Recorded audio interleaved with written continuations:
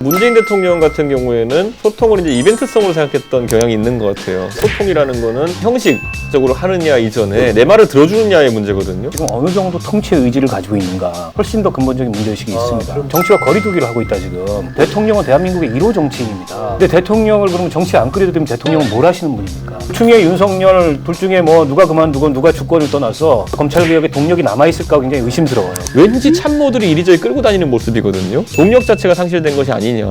문재인 대통령과 관련돼서 소통을 이야기하는 분들이 부쩍 많아졌습니다. 최근 들어서 뭐 금태섭 전 의원, 홍세화 사회운동가 등등 많은 분들이 대통령이 기자들과 만나서 기자회견이나 브리핑하는 횟수가 뭐 박근혜 전 대통령 시절과 뭐 버금간다, 5회나 6회나 거기가 거기다.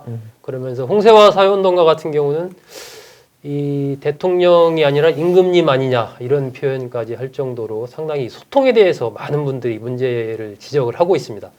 이 문제 어떻게 좀 보고 있는지 이준석 전 미래통합당 최고위원, 박원석 전 정의당 정책위의장과 얘기 나누겠습니다. 이런 얘기가 자꾸 나오고 있어요. 이거 원인이 어디 있을까요? 근데 여기 소통이라는 거는 그걸 듣고 내가 오케이 하는 건데 보통은 이거는 그 단순히 형식적으로 하느냐 이전에 내 말을 들어주느냐의 문제거든요. 근데 이제 정권 초기에는 선거 끝난 직후다 보니까 대통령이 무슨 말을 하면은 거기에 찬성하는 국민도 많고 하기 때문에 그냥 이게 넘어가는 편인데 지금 같은 경우에는 그때 행했던 정책들에 대해 평가까지 뒤따르고 있기 때문에 예를 들어 이 소통이라는 거 쉽지 않다. 네. 이건 인정해야 되고요. 다만 그렇기 때문에 어느 정부나 불통 논란에 휩싸이게 되는 것인데 여기에서 이제 문재인 대통령 같은 경우에는 소통을 이제 이벤트성으로 생각했던 경향이 있는 것 같아요. 그러다 보니까 뭐 탁현민 씨가 이렇게 막 행사하고 무슨 뭐 비행기 끌고 와가지고 공중국유기에다가 뭐 프로젝터 쏘고 이런 거 하면서 새롭다라는 느낌은 줬지만은 그게 어떤 의견도 관철되었다, 내 뜻이 반영되었다라는 생각을 하는 국민은 없을 거거든요. 거기서 이제 문제 발생하는 것이고 애초에 그런데 그 소통과 불통이라는 그 대비를 정치적 공격으로 많이 사용했던 것이 현 민주당 정권이 야당 시절에 했던 것이거든요.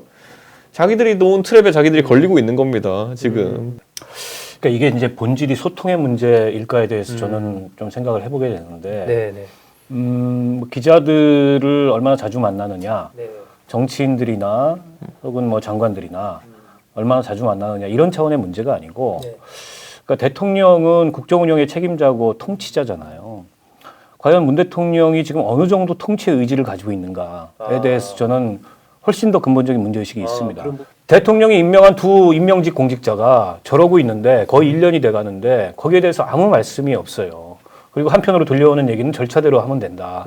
근데 이미 뭐 절차고 뭐고를 넘어서가지고 거의 지금 난장판이 돼 있는 상황에서 대통령이 저렇게 말씀하시는 게 단지 소통의 문제를 넘어서서 이 정치에 대해서 그 어떤 뭐 우리가 위임 전결이라고 하죠. 장관들이 위임 전결권을 일정하게 가지고 있잖아요. 그런 어떤 위임 전결의 수준을 넘어서서 그 정치와 거리두기를 하고 있다 지금. 대통령은 대한민국의 1호 정치인입니다. 근데 대통령을 그러면 정치에 안 끌어들이면 대통령은 뭘 하시는 분입니까? 저는 오히려 그런 질문을 반대로 하고 싶고 그러다 보니까 당연히 사실은 뭐 기자회견이건 뭐건 다 일정하게 거리를 두는 게 아닌가. 그래서 남북 대화하고 그 정상회담 할 때 같은 그런 에너지가 도무지 문 대통령한테 보이지 않는다. 남북 관계가 잘 안 풀려가지고 지금 뭐 여러 가지로 그 속이 많이 상하신지는 모르겠으나, 아니 그러나 대통령한테 위임된 맨데이트 그거밖에 없습니까? 그건 아니잖아요. 그러니까 전 그런 면에서 봤을 때 너무 좀 실망스럽다 여러모로. 전 대통령께서도 사실 국정정관을 총괄하기 때문에 좀 재밌는 거를 해야 되거든요, 본인도. 재밌는 거란 게 뭐예요? 본인도 좀 하면 신이 나고 즐거운 것 하고 이래야 되는데 제가 이제 박근혜 정부 시절에 얘기를 들어보면은 박 대통령 그렇게 그 해외 나가면 좋아했대요. 해외 나가가지고 이제 뭐 외국 정상들과 이야기하고 이런 것들에서 굉장히 흥미를 느끼고 했다는 얘기를 들었거든요. 문재인 대통령은 또 그런 건 별로 안 좋아하시는 것 같아요. 어디 정상회의나 이런 거 하시면은 못 가잖아요. 가가지고 또 따로 서 계시는 모습이라든지 아니면 뭐 잠깐 어디 앉아 쉬는 모습이라든지 아니면 이번에도 화상회의로 하는데 뭐 조는 모습이라든지 이런 게 나오니까 지금 이제 대통령 임기가 4년이 지났지만 저는 잘 모르겠어요. 그러니까 대통령께서 뭘 하시면서 가장 즐거워했느냐 아니면 뭘 가장 잘하시고 뭘 가장 하고 싶어했느냐 이게 없고 왠지 참모들이 이리저리 끌고 다니는 모습이거든요. 네. 전 이거 자체는 굉장히 안 좋은 모습이다. 네. 예를 들어 내가 경제 문제에 대해서 일가견이 있고 경제 문제에 대해 가지고 주도권을 발휘한다 그러면은 신나게 홍남기 부총장 들이받을 수도 있었어요. 그런 것도 아니에요 보면은. 네. 예. 예를 들어 국방 문제에 관심 있었으면은 막 국방 개혁한다고 하고 할 수도 있었어요. 근데 검찰 개혁 이거는 아무리 봐도요.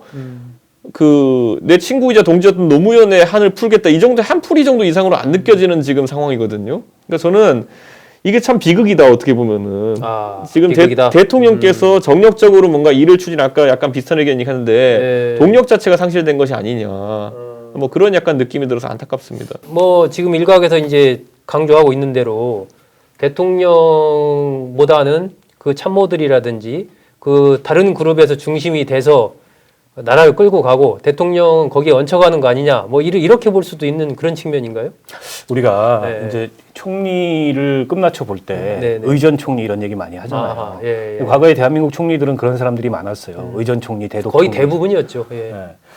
근데 요즘의 대통령의 모습을 보면 무슨 의전 대통령이다 이런 비판이 나올 만큼 네. 여러 행사를 다니세요. 그래서 뭐 코로나 국난 극복의 얘기도 말씀하시고 4차 산업혁명 얘기도 하시고 네. 그다음에 한국판 탄소 뉴딜 제로. 얘기도 네. 하시고 하시는데 근데 그게 과연 대통령의 통치 철학과 국정 의지와 비전에서 나온 것들이냐 별로 그래 보이지는 않아요. 예, 그러면 예.